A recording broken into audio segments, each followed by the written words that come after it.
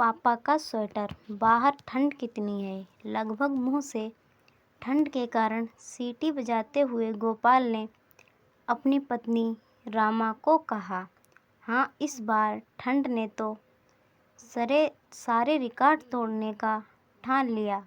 देखो ना, कितनी बर्फ गिर रही है।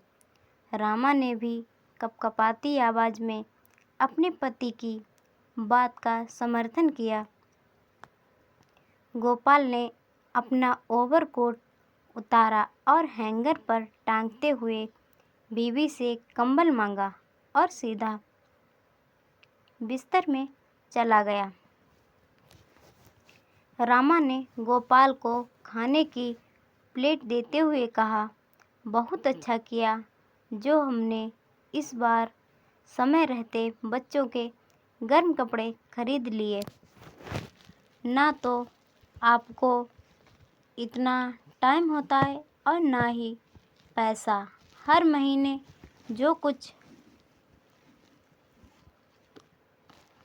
ऐसा सामने आ धमकता है जिसकी वजह से अपने लिए कुछ सोचने से पहले ही मन मारना पड़ता है। गोपाल ने एक निवाला मुंह में दिया और कहा, हाँ, सही ही तो कह रही हो तुम। अब इस महीने देख लो, माँ जी के चश्मे का नंबर बदलवाना था और बाबूजी के लिए तो कुछ गर्म कपड़े और शाल खरीदनी थी। पर निवाला चबाते चबाते अचानक से गोपाल को ठंड का एहसास होने लगता है। यार गोपाल, तू कितना सेल्फिश है। तूने अपने और बच्चों सहित रामा के लिए तो एक नहीं दो दो जोड़े गर्म कपड़े बनवा लिए, पर ऐसी हड्डी गला देने वाली ठंड में ना बाबूजी के लिए कुछ भी खरीदा, जबकि पिछली सर्दियों में ही बाबूजी ने अपने लिए एक गर्म शाल लेने की इच्छा जाहिर की थी। गोपाल ने जल्दी से खाना ख़त्म किया और अभी बाबूजी के नाम के पैसे अभी अलग करने के इरादे से अपने पैंट की जेब से बटुआ निकालकर चेक करने लगा। तभी किचन में बर्तन साफ कर रही रामा ने बिना उसकी ओर देखे ही कहा, क्या चेक कर रहे हो? मैंने आपकी जेब से पैसे निकाले। वो मुन्नी की फीस पिछले 5 महीने से जमा नहीं हुई है। ऊपर से उसकी ट्यूशन वाली मैडम ने उसे अब पढ़ाने से मना कर दिया है, क्योंकि वे अब फीस बढ़ा कर मांग रही हैं और हम दे नहीं पा रहे हैं। हम पर रामा बाबूजी को ठंड। गोपाल ने अपनी पूरी बात भी नहीं कही थी कि रामा ने बर्तन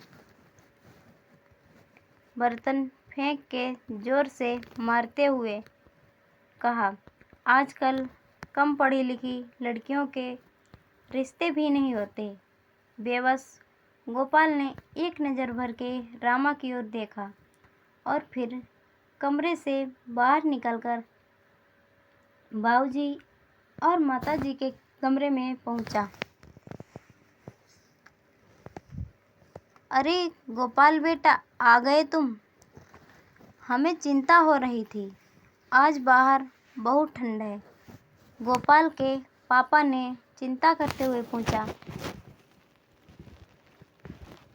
हाँ बाबूजी, आज बहुत ठंड है, कहते हुए गोपाल माँ के पास कंबल में बैठकर उनसे बातें करने लगता है।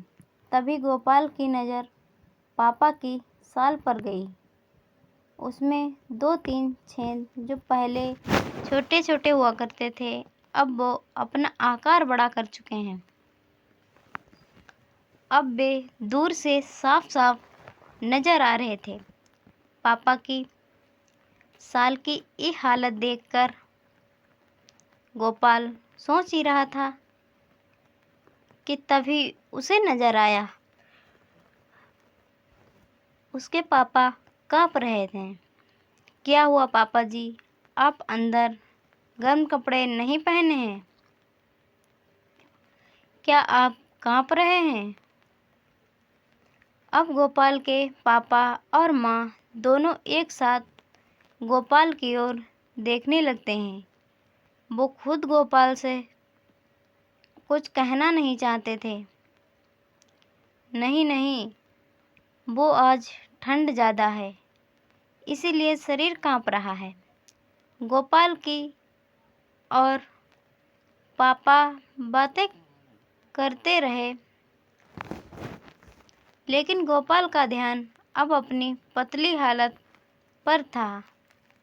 मैं अपनी कमाई का एक हिस्सा बचाकर इन लोगों के लिए अच्छे और गर्म कपड़े तक नहीं खरीद पा रहा हूँ।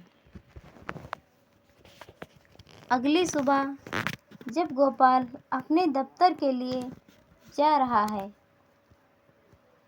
था तो उसने देखा उसकी गली का अंतिम घर, जो कि शुक्ला जी का है, उनके घर के आगे भीड़ जमा हो रही है। जाते हुए उसने वहाँ पर जाकर पूछ दिया, क्या हुआ भाई?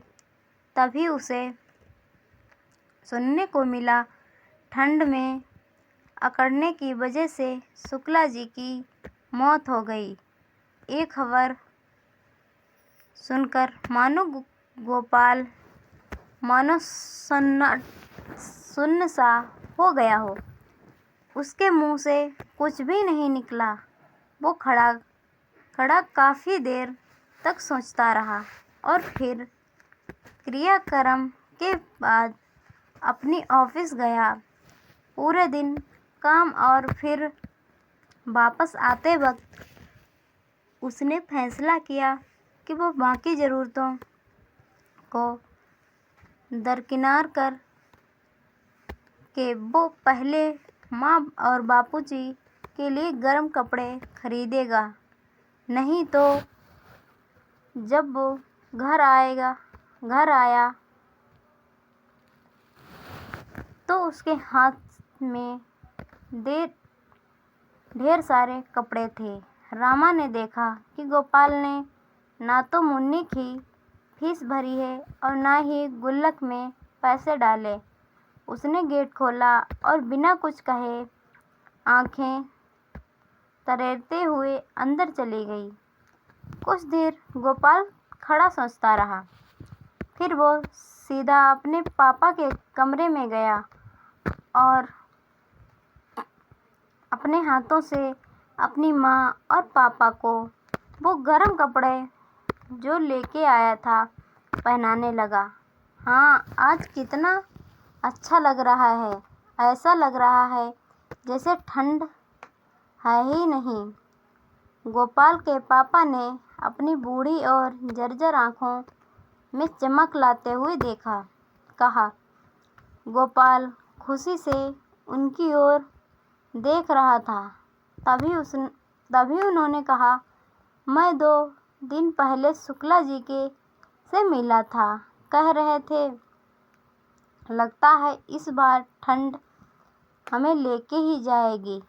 कमबख्त सही कह रहा था। गोपाल अपने कमरे में आता है तो रामा गुस्से में खड़ी उसे देख रही थी। गोपाल को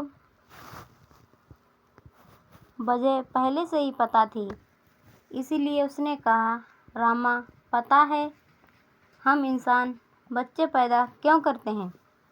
गोपाल ने रामा की ओर घूर के देखा।